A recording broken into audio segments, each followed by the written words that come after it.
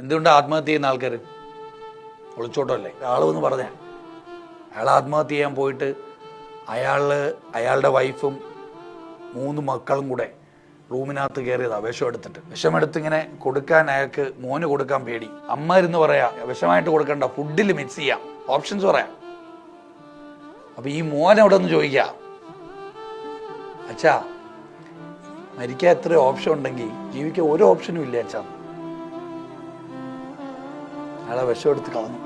ജീവിക്കാനും ഉണ്ട് ഓപ്ഷൻ, മരിക്കാൻ ഇത്ര ഓപ്ഷൻ ഉണ്ടെങ്കിൽ അച്ഛാ ജീവിക്കാൻ ഒരു ഓപ്ഷനും ഇല്ല അച്ഛാ.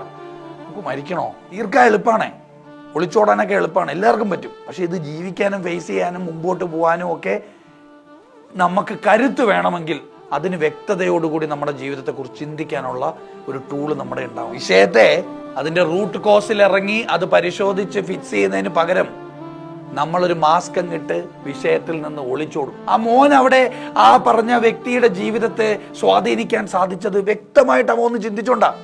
അച്ഛാ നിങ്ങൾക്ക് മരിക്കാത്ത 2 ഓപ്ഷൻ ഉണ്ട്, ജീവിക്കാൻ ഒരു ഓപ്ഷനും ഇല്ലേ എന്ന ചോദ്യത്തിൽ ഒരു വളരെ വ്യക്തതയുണ്ട്. ശരിയാണല്ലോ, മരിക്കാൻ എങ്ങനെയാണെങ്കിൽ ജീവിക്കാനും കാണൂലേ കുറച്ച് ഓപ്ഷൻസ്. അയാൾ ഇന്ന് ഇവിടെ ഒരു വലിയ കമ്പനിയിലെ 10-200 സ്റ്റാഫുള്ള വലിയ കമ്പനിയുടെ ഓണറാണ്.